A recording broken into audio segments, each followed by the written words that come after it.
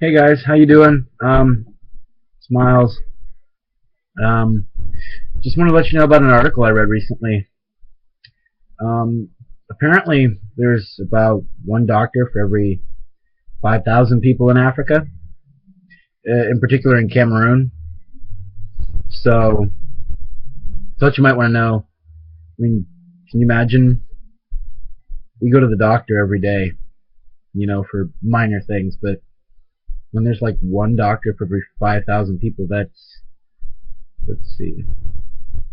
Well, that's certainly a lot more patients per doctor. That's about like an entire elementary school of children per one doctor, and that's quite a lot of people. I mean, to put it in comparison, there's 413 people for every one doctor in the U.S. So, yeah, just thought I'd throw that out there. Um, yeah, the article was about this guy named Dr. Georges Boile. He's this owner and operator of this nonprofit called Ascovime, and it's based off of going around and helping people in rural African communities that need help. So Dr. Boile's father, he was driving around in Cameroon, driving around the capital, got in a minor car accident, and his his leg got infected, and so he couldn't take care of it. There wasn't proper medical care. I mean, half of Cameroon is below poverty line, and so as a result, his father's infection reached his brain, and so he spent the next several years carting him around to different clinics and stuff, trying to get treatment for him. What ended up happening was his dad ended up dying, and he made a promise to his father. He said that he would become a doctor to make sure nothing like this happened again. So he created Ascovime, and what they do is on the weekends they go around to different rural communities and they perform surgeries, and they hand out medical supplies, and they do testing, and they even hand out birth certificates, which apparently you have to buy in Cameroon. You're not just given a birth certificate. And so he's been working this way since 2008, and you're probably wondering where he gets the money from. In order to get money for these operations, he works at night in clinics around Yaoundé as a surgeon, and that's his second job to pay for his organization. I mean, I was reading in the article about how his organization connects with medical students in the United States who need practice, and they interviewed one woman who said, yeah, I'm a second-year medical student from Drexel in Philadelphia, and she's getting experience over in Africa that she couldn't get here in the U.S. Over in Africa, since they don't have a large number of nurses, you can what's called scrub in, which is where you essentially wash up and go help out in a surgery. And you can't do that in the U.S. because we've got nurses and stuff that are trained to do that. But over in Africa, where they don't have a wealth of nurses, they'll take what they can get. He's really tried really hard to make sure that people get the care that they need. I mean, he does STD testing, he does malaria, polio, all kinds of things. And he works tirelessly, honestly. He works and does about 500 patients a weekend. And it's not just him. There's him and about 30 other people who help him, but they literally every Friday pack up and drive out to these different towns. And people come from 37 miles away on foot to visit the towns that he goes to get medical care.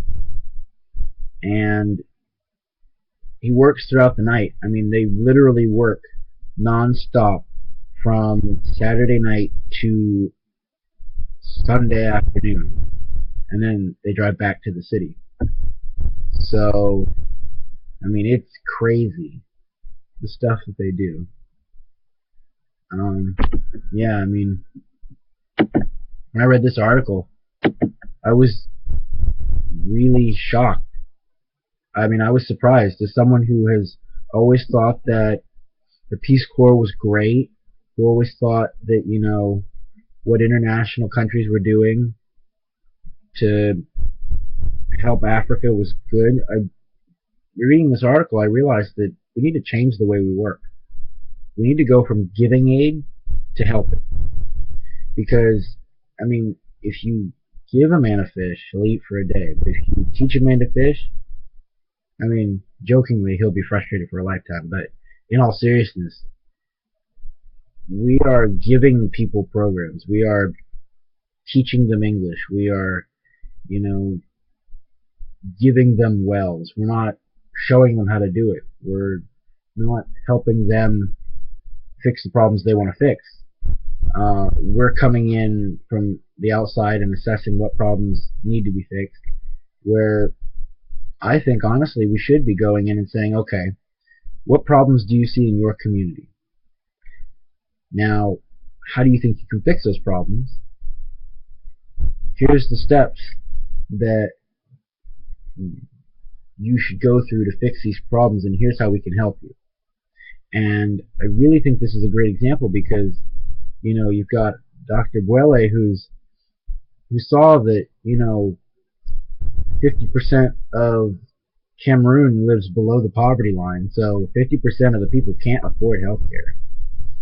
And so, as a result, he said, well, here, let me go around to these rural communities where people really can't get to, you know, government-supported health care and stuff, so that I can perform simple procedures, because he's a vascular surgeon, and he goes around helping people out. I mean, there was a guy who had a hernia fixed. I mean, that's a pretty big surgery, even here, but it's not as big here as it would be over there, considering the fact that, you know, over there they perform surgeries in classrooms and in homes. And so, you know, this guy who, he was poor and had a hernia, couldn't go to work.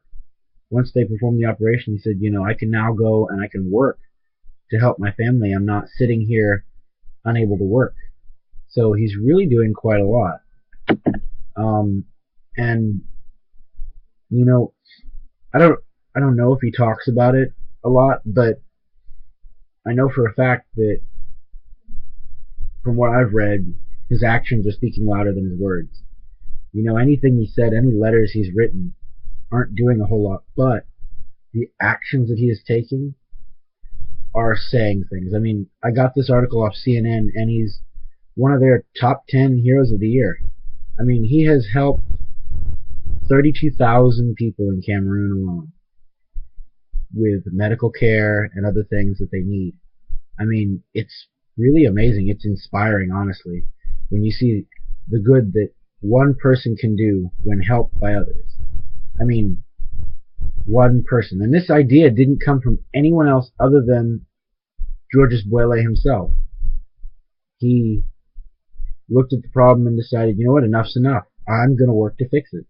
And, I mean, that's amazing to me. It's just absolutely amazing. So, thanks for listening. I'm going to go ahead and leave an article link up so that you can look at it. Thanks for watching. Bye.